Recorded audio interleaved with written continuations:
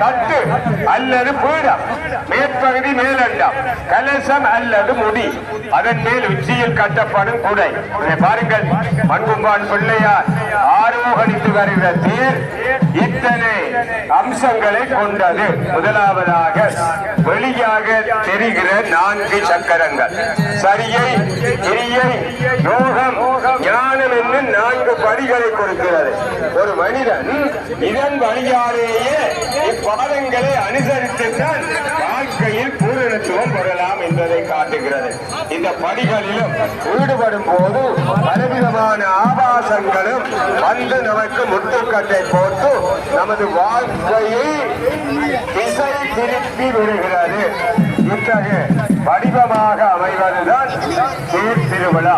ஆகவே தத்துவார்த்தமான சிந்தனைகளை கொண்டு அமைகின்ற தேர் மண்கும்பான் பிள்ளையாரை வெள்ளை புற்றடியானை சுமந்து இப்பொழுது வீதியிலே வலம் வந்து கொண்டிருக்கிறது. அது மட்டுமல்ல அன்பர்களே, தேர் வர பிடித்துக் கொண்டிருக்கிறீர்கள். அந்த தேரினுடைய 4வது தேரின் மேற்பகுதி வாழ்க்கையில் உன்னத லட்சியங்களையும் குறிக்கோள்களையும் விளக்குகிறது.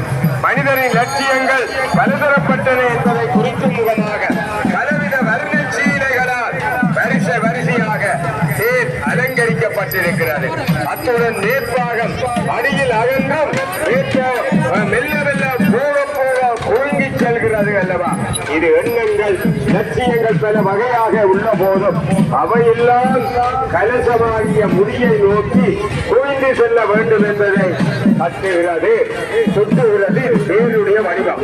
அடுத்து 5வதாக கலசம், மேலே உள்ள முடி யானது வாழ்க்கையில் உன்னதமான ஜன்ம சாபத்தை உறவி பயனை குறிக்கிறது. வாழ்க்கையிலே செயல்கள், எண்ணங்கள், குறிக்கோள்கள் ஆகியன பலவாக மாறுபட்ட நிலையில் இருந்த போதிலும் அவையெல்லாம் ஜன்ம சாபல்யம் உறவி பயன் என்னும் பெரும் பேச்சினை நோக்கி குவிதல் அவசியம் என்பதை மேற்பகுதியும் கலசமும் சொல்லாமல் சொல்லி நிற்கிறது.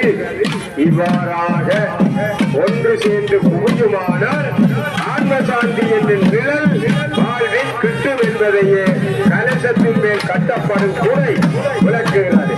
ஆகவே வாழ்க்கை என்னும் பெயர் ஓடிக்கொண்டிருந்த போதிலும் ஒருவன் தனது இறுதியபுடத்திலே இறைவனை இருத்தி புறவி பெரும்பயனை நோக்கி மனதை ஒருமுகப்படுத்தி பயன் கருதாமல் கர்மங்களை செய்கிறாரோ அவனுக்கு ஆத்மசாந்தி, மனசாந்தி என்னும் துணை நிழல் கிட்டும் என்ற அருமையான சிறந்த தத்துவத்தையே தேரோட்டம் வழங்குகிறது என்று கூறலாம். அது மட்டுமல்ல, நேர் வடிவம் சரீரத்தை குறிக்கலாம். அது காணப்படும் 4 சிங்கங்கள் மனிதனின் ஜீவகாரணியம் இல்லாத ரோகத்தையும் பிரபஞ்ச ஆசையையும் விபரீத உணர்வையும் அகங்காரத்தையும் குறிக்கிறது. அங்கே தேன பாருங்கள், 8 யானைகள் கட்டப்பட்டிருக்கிறது. அந்த 8 யானைகள் ஆன்மாவினது அஞ்ஞானம், அபிமானம், தாரவாதி குணங்கள், துக்கம், விசப்பற்று, பலகன்னம், உபாதி அவற்றை என்று மட்டுமில்ல அனுபவங்களையும் குறிக்கிறது. தேனிலே காணப்படுகிற பொறிகள் தத்துவங்களை குறிக்கிறது. மணிகள் அறிவினால் உண்டாகும் பாசஞானத்தை குறிக்கிறது. தேனிலே காணப்படும் குஞ்சங்கள் பாகுமாறைகள் அறிகிற ஆன்மாக்கள் மனச்சஞ்சலத்தினால் எழுவகை பிறப்பில் பலையோதி துன்பங்களாக மாறி மாறி அடையும் அவலத்தை குறிக்கிறது.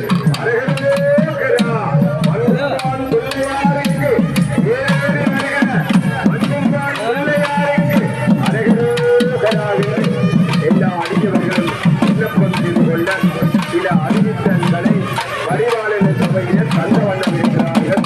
ஆனால் நீங்கள் அறிந்து வந்த ஆவரணங்கள், எடுத்து வந்த உடலைகள் எல்லாவற்றையும் நீங்கள் அவதானமாக இருக்கிற இந்த வேளையிலே நீர் இருப்புக்கு வந்தது அச்சனைகள் நடைபெறும். அச்சனை தட்டுக்களை பெற விரும்புபவர்கள் அமைந்திருக்கிற கர்மகுடத்திலே அச்சனை தட்டுக்கள் ஒழுங்கு செய்யப்பட்டிருக்கிறது. எனவே அந்த தட்டுகளை நீங்கள் பெற்றுக் கொள்ளலாம். அச்சனைகள் செய்பவர்கள் வட்டி சீட்டுக்களை ஆகிய கர்மகுடத்திலும் அச்சனை தட்டுக்கள்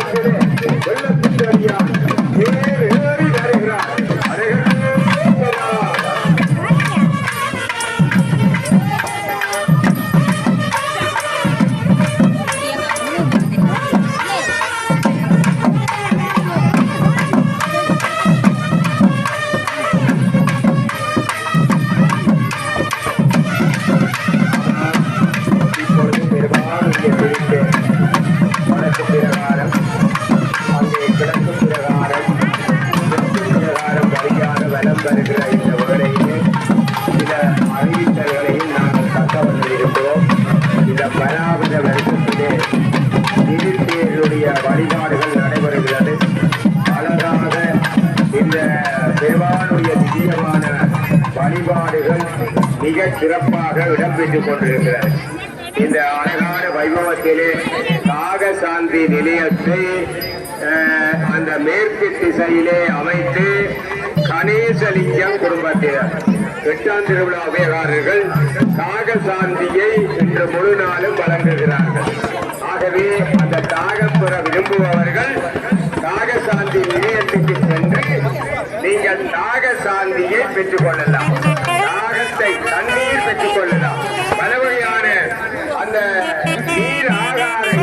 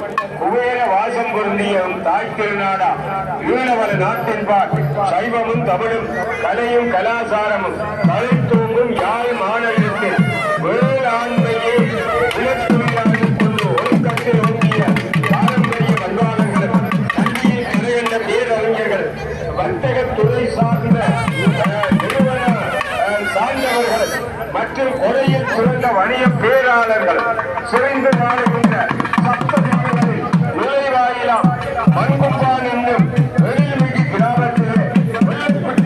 புண்ணிய பதியிலே ஓகமறுத்த பிள்ளையாராக வேண்டியவர்களுக்கு வேண்டியவற்றை அள்ளி வழங்கிக் கொண்டிருக்கின்ற வெள்ளிக்குற்றடியான் இப்பொழுது பராபவ வருஷத்திலே தேரேறி வருகிற பக்குவந்தான் என்ன? தேரேறி வருகிற பக்குவந்தான் என்ன?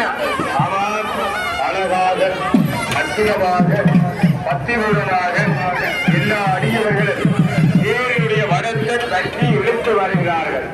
வராத வருஷத்திலே நாங்களும் பேர் எடுத்தோம். எங்களுக்கும் தும்பிக்கையால் நம்பிக்கையை தர வேண்டும் என்ற பெருவிழிப்போடு அவர்கள் பேரிலே இறந்து வருகிற பெருமானை வழிபாடு செய்கிறார்கள் அல்லவா? ஆகவே பெருமானுடைய ஆலயம் ஒரு கலைக்கோவிலாக சப்பானி கட்டி நின்றிருந்த இந்த சப்தனையில் சாம்ராஜ்யத்தை சக்தியாக குற்றலை ஆலயமாக தன் ஆலயத்தை இப்பொழுது உங்களுக்கு அருள் பார்த்திருக்கிறார். பார்க்கிறீர்களா அல்லவா? அடிக்கடி விவரத்தில் பிறந்த திருப்பணி வேலைகளால் பெருமானின் ஆலயம் என்று பெருவழி வாய்ப்புகள் பிறகு அல்லவா? சுற்றுப்பிரகாரம் திகழ்வதை பாருங்கள். பொறுத்தார்கள் குறைவில்லை என்பது போல் பொறுத்த வடத்துக்கே குறையின்றி பெருத்த வழிகளை செவனை நிறைவேற்றி வருகிறது ஆலய திருப்பணி சபை, பரிபாலன சபை. விநாயகர் திருப்பணிக்கு கொடுத்த திருநிதியான திருக்கோவிலை திருக்கோவில் ஆக்கியிருக்கிறார்கள். மண்ணில் தேவை கூறி அளித்தவர்கள் பெருமானுக்கு தமிழ்மொழியை திருப்பணிகளை திருவள்ளம் என்பதுவோ சிறுமொழி திருவள்ளம் என்பது போல காணிக்கை கொடுத்த பல அடியார்கள் நான் முன்பே நீ முன்பே என முன்னியடித்து வந்து அனுமதி செய்தார்கள், செய்து கொண்டு இருக்கிறார்கள். இனிமேலும் அவர்கள் செய்வார்கள். அது மட்டுமல்ல, எம்பெருமான் தந்த வனத்தை எம்பெருமானுக்கு பொறுப்புறவினர் தம்மை அறியாமலே நிற்பது போதிக்கிறார்கள். சித்தறியான் அறிந்தவர்கள் செல்வம் கருவடி செல்வத்தை கொடுக்க கொடுத்த செல்வந்த ராகலாம் என்பது சமய செல்லறி பகரும் உண்மை. மாநில மக்களையும் கோபுரமாய் இருந்த செல்வத்தால் இந்த நீண்ட நீண்ட அழகு கோபுரங்கள் இருக்கிறார். உங்கள் ஈரப்பதில்லையார் அல்ல. ஓட்டை உள்ள சூளையுங்கள் கொண்டிருந்த எம்பெருமான் இடைகண்டு விளங்கக்கூடிய நிர்வாகமும் ஊழலும் அடிப்பவர்களும் போய் ஊழகமெனதாய் எடுத்த முடிவுதான் இந்த போகம் அடுத்த பிள்ளையாரை திருப்பணிகள் ஊழகமளிக்க காரணம் எனலாம். ஆகவே பிள்ளை கொடி பருக தன் வீரையை மாறிக்கொடுத்தவன் மாறிவல்ல. நாமும் எம்பெருமான் ஆலயம் வண்ணம் கொண்டிருக்கிற மாறி கொடுத்தால் வல்லதாகலாம். இறைவனுக்கே தன் கண்களை தாண்டி செய்தால் கண்ணப்படையினார். எங்கள் சித்தறியானுக்கு கண்களையா கொடுக்க போகிறோம், இல்லையே எங்களால் முடிந்ததை கொடுப்போம். ஆனால் ஆலய பரிபாலன பொருளாளர்கள் அவர்களுடைய அன்பான வேண்டுகோள். இப்பொழுது பொருளாலயத்திலே அர்ச்சனை செய்கிறவர்களுக்கு ஒரு அன்பான வேண்டுகோள். ஆலய கர்ப்பகுடத்தில் பச்சைச்சீட்டம் பெற்று அர்ச்சனை செய்யுமாறு வேண்டுகிறோம். மீண்டும் பரிபாலன சபையினருடைய அன்பான வேண்டுகோள். மூலாலயத்திலே அர்ச்சனை கொண்டு கொண்டிருப்பவர்கள் பச்சைச்சீட்டுகளை பெற்று அர்ச்சனையை செய்யுமாறு பரிபாலன சபையினர் அன்புரிமையோடு கேட்டுக் கொள்கிறார்கள். நன்றி. ஆமாம், இவருக்கு தன் கண்களை தானம் செய்த கண்ணப்பனாயினார். எங்கள் ஒருவர் குற்றவாளிக்கு கண்களையா கொடுக்க போகிறோம், இல்லையே எங்களால் முடிந்ததை கொடுப்போம். அடம்பன் கொண்டு திறந்தால் விடுக்கு அடியவர் நாங்கள் ஒன்று இருந்தால் மூன்று தந்தாலே விடுக்கு நமக்கு வேண்டுவர இந்த கிழக்கு எங்கள் மண்ணின் வளர்ச்சிக்கு எழுச்சிக்கு வளர்ச்சிக்கு நாங்கள் எல்லோரும் அல்லவா பொறுப்பு. மூணு நின்று கை பொறுப்பது அல்லவா சிறப்பு.